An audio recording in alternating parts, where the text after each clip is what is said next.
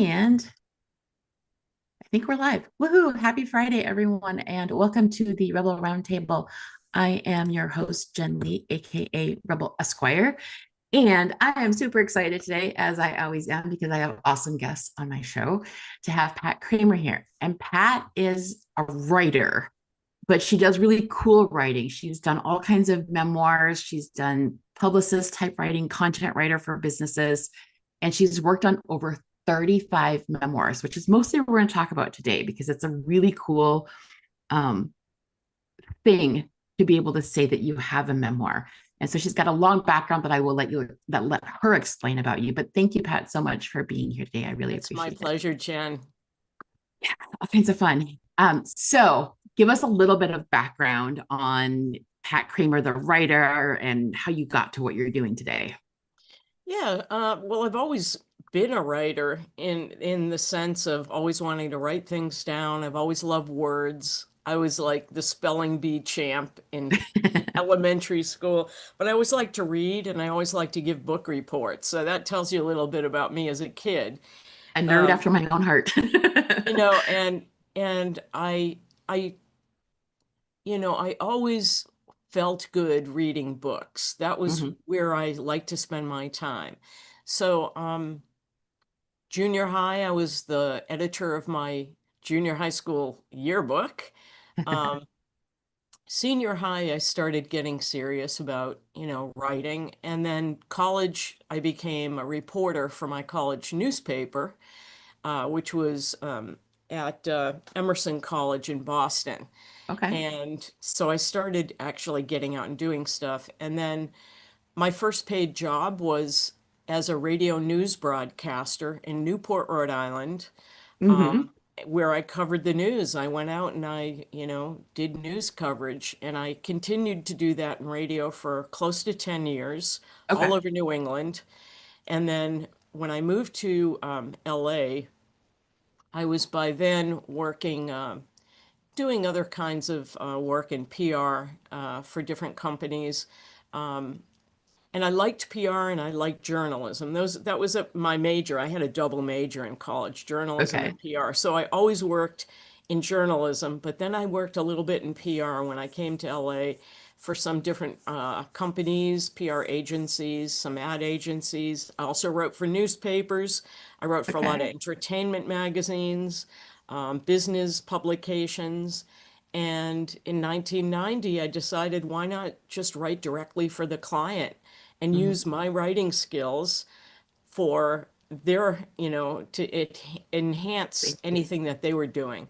And Yeah. that's how I started my business back in 1990. It's funny how we think that's only like a few years ago, right? That's whenever It someone seems, says, it yeah, doesn't seem like I'm that yeah, old, but there you you're go, I not. am. So and I've known Pat for years through various networking things, and I followed her writing, and she appears on other podcasts too. But you've worked on more than 30 memoirs and legacy Mhm. projects. I want to steer us towards that because this is a really cool thing you do that I think people overlook, especially lawyers in estate planning and elder law. What prompts someone to say, I need to tell my story? I think everyone has stories worth telling. You do Yep. not have to be an extraordinary individual. I think what prompts an estate planning attorney or even a family Mhm. is your love for that person, your appreciation, your knowledge of that person's history. When someone says to that person, you should write a book about your Yeah. stories, because they obviously want to tell somebody their stories, that's when you should direct them to a memoir writer like me, because they have a need to be listened to. They have a Yeah. need to have their stories preserved. They know they're not going to last forever. They're thinking about their estate plan and their legacy. And they want not only the money to follow, and stand for them, but they want who they were as a person, the stories about them, Yeah. about their parents, their grandparents, where they came from, their culture, how they were raised. They want those values passed down. And so when a family member knows, your mom or your father are going to be losing their capacity, Mhm. you want to get them to someone who can help them write their stories down because you don't want to wait until they've lost that capacity because you lose the treasure chest of memories. I think that's really one of those things that we think about after it's happened. It's not like a proactive thing. They're like, oh, I wish I would have, I wish I would have asked grandpa more stories. I wish I would have written down or recorded the stories that he had, Yeah. because then you look back. And I think it's such a valuable insight to everybody has a story. Everybody has interesting things that have happened to them. And so it's not just like celebrities and retirees that are, you know, famous or rich, basically. Who are your actual clients? Is it just pretty much anyone who wants to tell a story? I'll give you a cross Yeah. section. I've worked with people from over 15 countries. Some of them, India, China, Okay. the island of Cuba, Spain, Iraq, Okay. Israel, um, Scotland. Let's see. Oh, I can't think of them all off But the that's top of so my cool for head, you. but I'm not to interrupt you, but that's those are so cool some of because, these are yeah, some of the people, okay? And yeah, they all have stories about the culture they came from. yeah. Then we have the Americans. I have a lot of American clients. Hmm. Um, and a blueberry farmer Hmm. from the Midwest, um, a woman who had to do repos of cars in her first job because her husband left her with, 3 kids and wasn't supporting her. And I'm writing that book right now, and that'll be called Repo Mama. It's going to be really interesting. Um, I Cool. am working with a client whose history goes back to, in America, the Revolutionary War. She's Hmm. identified 7 patriots in the family. And Awesome. also, she has history she's traced back to England. And she knows the names of these people and who their wives were and their kids Hmm. and how many kids they had and what they died of. And, you know, um, I have another man who's from Oklahoma, and his grand, great great grandfather was an Indian fighter. Now, Okay. we hear about the history through the people. We Right. hear about the history through the people that experienced it. Um, I have another person who I'm possibly going to be working with who's a Cherokee Indian, and Okay. his story tells a different story. It talks about the Trail of Tears, and Hmm. we're talking right now about writing his dad's memoir because he knows the Trail of Tears stories because they were passed down to him so that it wouldn't be forgotten. So, it could be anyone. I worked with a woman from who was the wife of a oil man who worked Mm. in the fields, the oil fields, and she was just his wife. Okay, she didn't have extraordinary stories. She raised the kids, but the stories are about the love she had for her family. Yeah. And that's as equally important for the children to hold on to after, that person passes. Yeah. That's really cool. And I think, and that's why I titled this about forgotten assets, the assets that people forget. It are these stories almost, they're not, they're intangible unless you create a tangible thing out of them. Mm-hmm. And that's where Exactly. you come in. Yeah. And as someone who works with a lot of lawyers, I like them to think outside the box and think about like what kinds of things could you bring to your client experience that is different than what other estate planning and elder law and family law attorneys are doing. And it seems like this would have a very interesting crossover into those conversations. Absolutely. And I do offer a special service for estate planning Okay. attorneys, and that is I will give a half-hour to 45-minute presentation Hmm. on Zoom to their clients. All of their clients are welcome to join the Zoom call, and it's on the 10 benefits that come from writing your memoir. And I will do that presentation for free for the Hmm. estate planning attorney's clients. It's a value add they can Hmm. offer their clients as just an enjoyable webinar or as a way to think about, is it time to write the memoir? Yep. And I do that because I know that people need a little prompting Hmm. so that they don't wait till after it's too late. Yes. and regret that they didn't capture those stories. I will tell you, though, that I can do memoirs from the memories of the survivors, too, Oh, about the interesting. people who passed. Yeah. And I worked on one of those last year Mhm. for a family.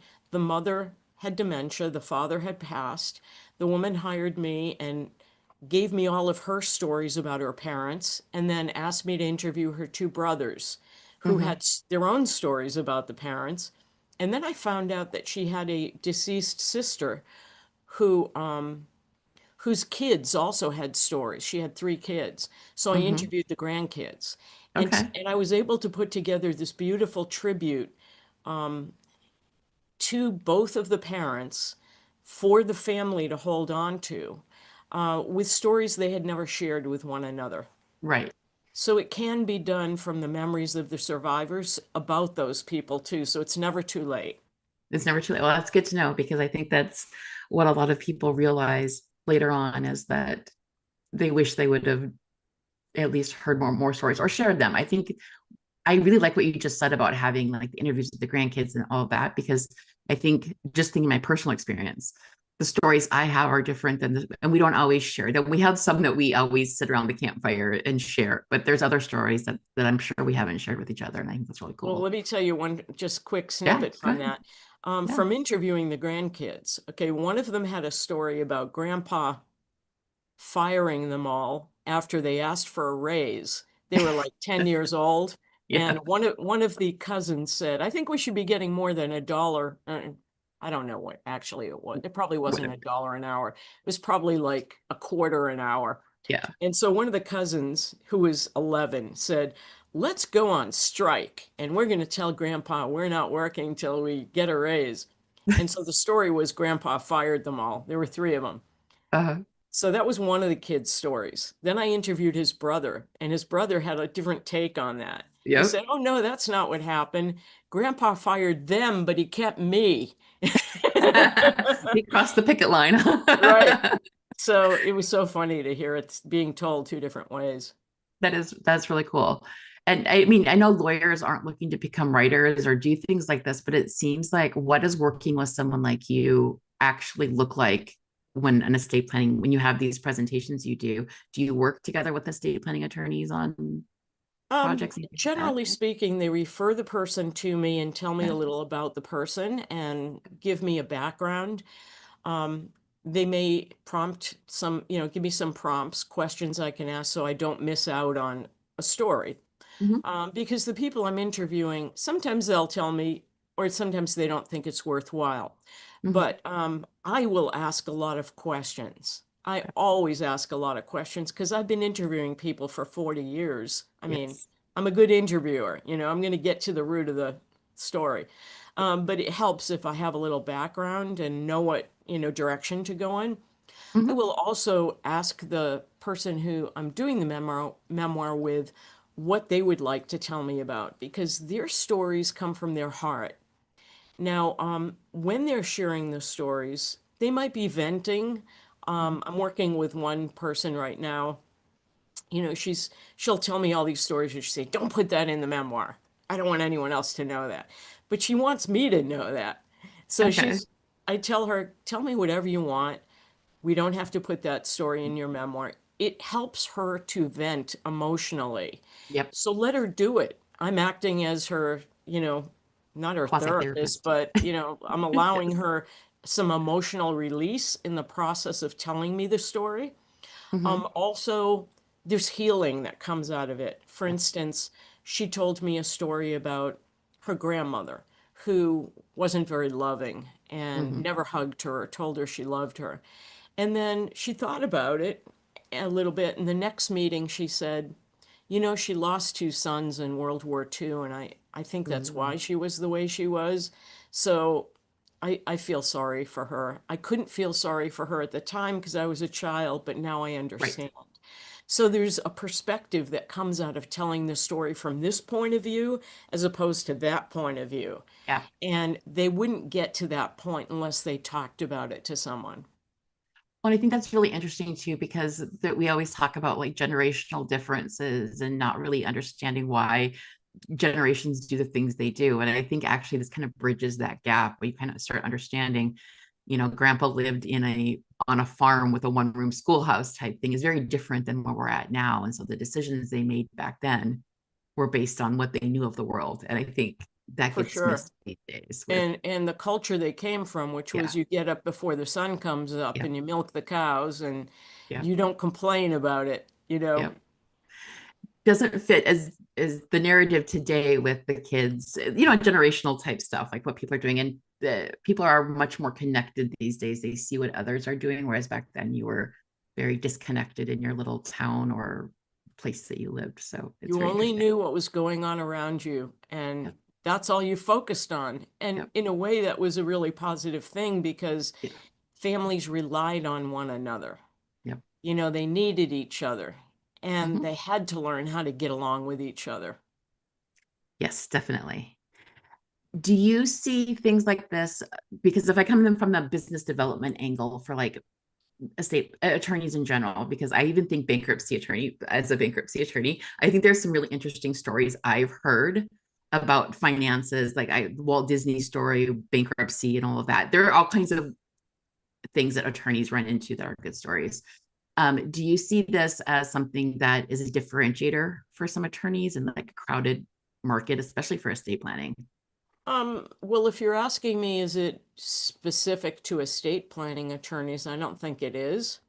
I I think think you're right. Just yeah. I think anyone can benefit from writing their memoir or having a memoir in the family Mm-hmm. that they can share with one another. Yeah. For instance, this client that I'm working with that traces her history back to the Revolutionary War, this is going to be a coffee table book, a hardcover book that's going to Yeah. have photos of all these people from way back in time that nobody else has access to.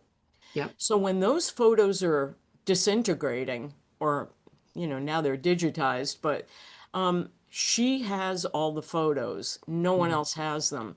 So this is something the whole family can be proud of and have a history to read if they have that interest. Maybe 1 in 5 kids is going to be interested in that. But that one kid's going to love those stories, And pass them and down. pass them down. The other kids might just say, it doesn't involve me, I'm not interested. Yeah. But how wonderful that somebody will know where the family came from. And that somebody is usually going to be the record holder for that generation. And they're Yeah. going to hold on to those stories. There's usually one in every family. There is usually one. Yeah. Yeah. Yeah. And that you brought up a good thing, a good point there on the coffee table book. What do people do with these books? What does it look like? Does it look like an actual book that gets printed? Oh, Is it, I yeah, can show you some yeah, examples. yeah. Let me do I so. have them right behind you. Okay. Alrighty. I was like, do they sell By them the on way, Amazon? Do they, what do they By the do with them? way, I also write these for attorneys, Yeah. not just memoirs, but stories about their business expertise. For Mm-hmm. instance, a story I wrote for a Okay. intellectual property attorney Okay. who wrote this book about his clients' mistakes that Mm-hmm. they made. These are all clients in the wine and spirits industry. And so it's called Sobering Stories. Okay. So I was his editor and proofreader and writing partner for that. This was a book I did for a contractor, an interior designer. And his book is about all the different ways you can design your house with all the different aspects that go into your house, landscaping, um, architectural design, any type of plumbing or electrical that you need to know what the different aspects of that are. Yeah. Really, really informational book. This one I wrote from um, a pile of papers, and it literally was a pile of papers he gave me, Yeah. printed out, Xeroxed, cut with the scissors, taped back together, no page numbers. Fascinating. It was a mess, but that's the book that came out of it. Yeah, Uh, that's cool. this is one that I did an Oh, interview with an Army major uh-huh. about his experiences throughout his career and how he ended up in Vietnam as a direct consultant to the South Vietnamese commander. Mm-hmm. And he was in Vietnam for a period of time, and then he was sent back to the Presidio. And while he was in San Francisco, his girlfriend, who was a Vietnamese woman, and her family were were told that by the South Vietnamese army that they needed to get out or they were going to be killed immediately within days. And the city of Saigon was being surrounded by the communist forces at that point. He got word that this was going to happen. He um, he managed to get on the last Pan Am flight. Do you remember Pan Am, the Yes. airline? He managed Yes. to get on the last Pan Am flight going into Vietnam. It was going into Vietnam to take their employees out and bring them Got back it. Yeah. before Saigon fell. He got to Vietnam and then he coordinated a rescue effort for 150 Vietnamese using a military cargo plane, Mm-hmm. and they lifted them out of the US Embassy at 3 in the morning Mm-hmm. with heat-seeking missiles being fired at the plane as they were taking off. Wow. They had to fly out with the lights off, directly up, or Yep. at a close direct angle. And they had two people stationed at the cargo plane doors with guns shooting down the missiles. I mean, Mm-hmm. it's an amazing book. It's his story. It's called Crossing Lines. Okay. It's by Edward Zobrist. I Yeah. interviewed him and I interviewed his son, Okay. and his son interviewed him as well. Um, this is another memoir. This is an Okay. inspirational memoir from a gentleman who came from a very religious Hasidic Jewish family in Okay. Chicago Mm-hmm. and decided not to become a rabbi, and how his family warned him that he would be shunned if he Yep. left the family fold. He left anyway. And this is his story of how he survived and went on to have a life that was worth living. And he Yeah. wrote it for children who are or teenagers or even Yeah. adults who come from situations where they're not accepted by their families, and how you can leave your family and find another community that will hold you up. I'll give you two more examples. Those are such cool stories too. They're not celebrities, they're not anything. It's just the cool stories of everyday people that we all have great stories of. Absolutely. Yeah, what are the Um, other two examples? Yeah. this is a hardcover. Okay. This is a story that I worked on. The client was the granddaughter of this gentleman. This Okay. was her grandfather's book, Hmm. his manuscript. She found it in the back of her mother's closet after her mother moved into an assisted living. Okay. And the manuscript had been completely written. Hmm. He had tried to get it published in the 1980s and he didn't find a publisher. Hmm. So he gave up. And she Yep. said, would you find me a publisher and also go through it and edit it and make sure it's okay? So I Hmm. acted as editor on this. I pulled Okay. it together and I got it published for her. Very And her cool. grandfather got his book published 30 years after he died. Okay. But But for that her, again, that was her yeah, gift for her yeah. grandfather, you know. And then there's this book, and this is hardcover as well. Okay. This is a story.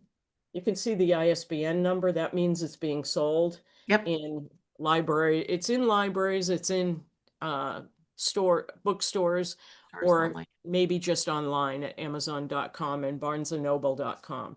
This Hmm. is a story about a Palestinian man who came to America seeking a way to be of service to his family. He thought he was going to work for the embassy as Hmm. a, liaison to Israel, Yep. which was then divided, of course, Hmm. the Palestinians and the Israelis.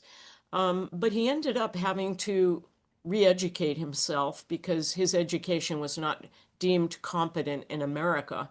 So he came over as a young adult, had to repeat high school, get his GED, had Okay. got his bachelor's degree by working 3 jobs. He was working as a gas station attendant at night, Hmm. you know, putting gas in people's cars in the 1980s, going to school and working at another job and some other part-time job, parking cars.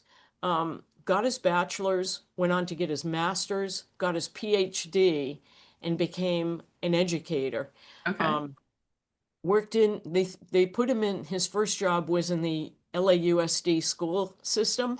Mhm. They sent him to South Central LA.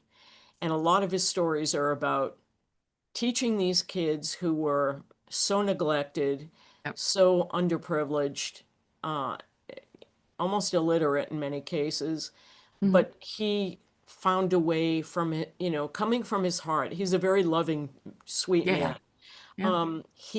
He gave them the support, emotional support, as well as being their teacher, Mhm. and how he grew to love all his students, even though he was being uh, shot at. Somebody warned Yeah, him that, dangerous. Yeah, if he didn't this woman was going to hurt him. yeah, yeah. All these stories about what he went through.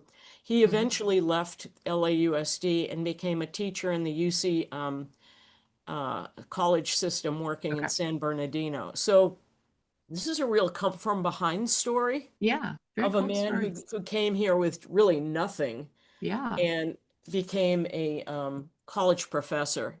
love And it. it's a credit to him and to his whole family. By the way, Mhm. his son is an attorney. I know his Really son. His son hired me um, cool. to write his dad's story. He said, "My dad has been keeping notes for 40 years, writing on various pieces of paper. Can you Cute. take all of his notes and pull it together for a book?" That's how Mhm. that happened. That's how it came out. Yeah. So, Pat, where can people reach you if they want to have you do a presentation, if they want to offer your services to their clients? How can they find you? My website is writerpatkramer.com. So it's my Easy. name, Yeah. writerpatkramer.com. And Okay. then if you go to my website, you can see examples of my work. You can hear me Mhm. reading my own family memoir, about 7-minute clip of me Cool. reading. There's examples of different types of memoirs and books I've written, as well as many other things I've written. Mhm. Yeah. Yeah. Um, they can just email me at Pat, my name, Pat Yeah. at writerpatkramer.com.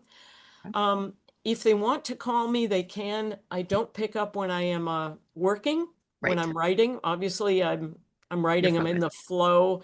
I don't want Yes. to break my train of thought. But if they do want to call me, my number is 818 three Mhm. five three 5699. I'm in Los Angeles. Very cool. And I will put that in the notes with not your phone number necessarily. Don't need to get spammed by anyone, but your email or your website definitely, because I think your website's really cool too. I've Thank you, perused it quite a Jen. bit to look at. What So you're doing is a great service, by the way. I just try to find new ways to bring the legal industry up. So interesting. On the Rebel Roundtable, we usually wrap it up with our Rebel Roundtable anthem. So we have a Spotify playlist of all of our songs we play to pump things up. Now, normally you send something in when we schedule, but Pat, what did you do last night?